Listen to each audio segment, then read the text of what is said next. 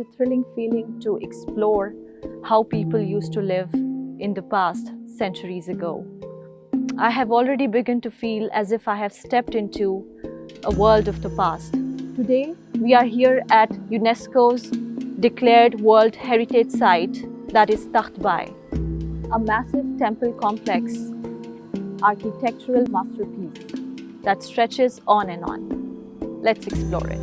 We are here at the courtyard with many votive stupas, and I'm joined by S01 Sahab, who is the gallery assistant at Takht-I-Bahi. Thank you so much for your time, sir.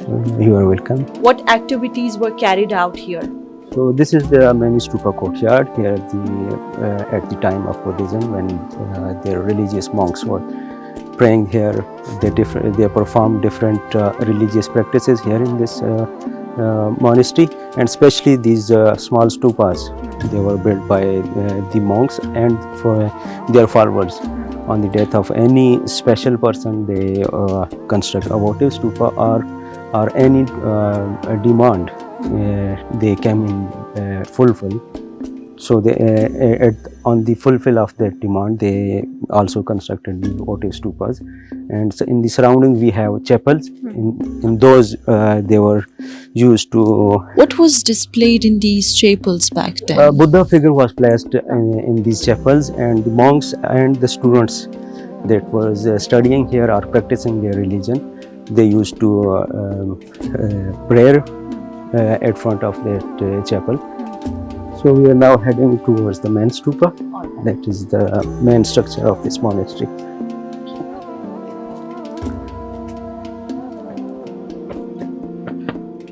So how many foreign delegations have you received so far? Approximately after every 3 months we are receiving a high-fi delegation. And they are visiting from which countries? From different countries. Like recently today, a Korean delegation visited today early in the morning. And in July, August, we also received a visit from Thailand. Honorable Arya Wangsu, the chief monk of Thailand, visited Takht-I-Bahi in July, and in October he also visited along with 150 other persons, which are included by the monks. They also visited Julia and here in Takht-I-Bahi. Okay. So what is their experience when they come here, they visit? What feelings do they take back along with them? They came here and they were very happy from the preservation of that site, and also they appreciated the work done by the government, or they are preserving that sites, and they also perform their religious rituals here in Takht-I-Bahi. So what is the meaning of Takht-I-Bahi, and from which language has it been derived? The meaning of Takht-I-Bahi is a throne of water, and it is derived from a Persian word. Takht means the top of a hill, and Bahi means water. It means that the people says that there was 2 springs on the top of this Takht-I-Bahi mount. So that's why the name came into that Takht-I-Bahi. So when was this splendid archaeological site discovered and excavated? It was discovered in 1836 during Sikh rule, and later it was illegally excavated by Alexander Cunningham.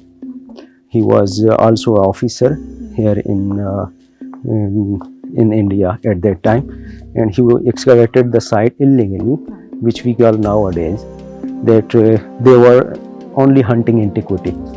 They were only in the search of the sculptures. That's why we call them, that was not a scientific method. That's why we call that excavation in 1869 to 1873. That is illegal excavation they did here in Takht-I-Bahi. Later in 1906 and 1909 and 1911, the proper excavation was started here. Dr. Spooner, the first curator of Peshawar Museum, started the proper excavation or scientific excavation of the Takht-I-Bahi. UNESCO declared Takht-I-Bahi a World Heritage Site in 1980. Yeah. So there are many other Buddhist heritage sites in Khyber Pakhtunkhwa region. But what do you think makes Takht-I-Bahi different from the rest Buddhist sites? Structural construction of this site is very different as compared to the other sites that are in this region or in this Kandahara region or in KP.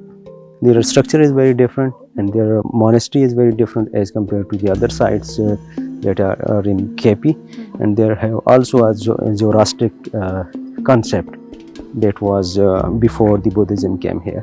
This is also an aspect to include that in the World Heritage List. So the votive stupas on these heritage sites, mostly they are same on every site. They are different shapes. They are square, octagonal, hexagonal, or in a round shape. So what is the monastic life and rituals of Buddhist monks? Just now we are standing in, we are walking in the monastery cells, the monastery area. The monks used to pray here. They also meditate here, and normally they were praying in these cells. You are seeing them at front. These are the cells in which they used to sit and pray. We have seen some various different cells that were enclosed from all the three sides, but this one are fairly open. What's the reason for that? Those cells are more, meditation cells, where they can sit and meditate without any disturbance for hours and hours. Here in these cells, they used to just study their religious practices. They used to meditate there when they get some education or the initial or the basics. After that, their studies shifted into the meditation cells. So we are now going into the basement. What is located in the basement? These are the meditation cells. We are just going into those meditation cells where the monks used to meditate. It must have been really strenuous meditation, doing it in the basement, cutting off from the world completely. Yeah. They used to their meditation without any disturbance or any external interference. In the meditation period or in their meditational prayers, they have no interaction with the outer world. They used to meditate, they have full concentration on their religious practices. And they used to meditate in these rooms.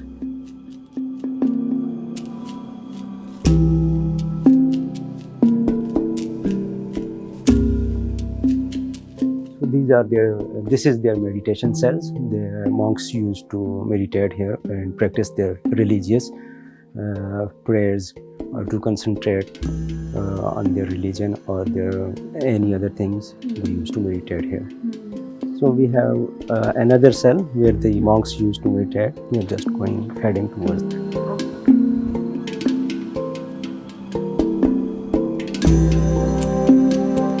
So this is the courtyard of the meditation cells.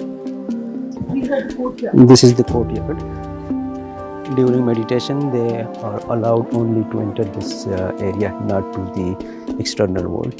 This is their boundaries. During meditation, the monk or spiritual leader can only come here for the natural light or for other their needs.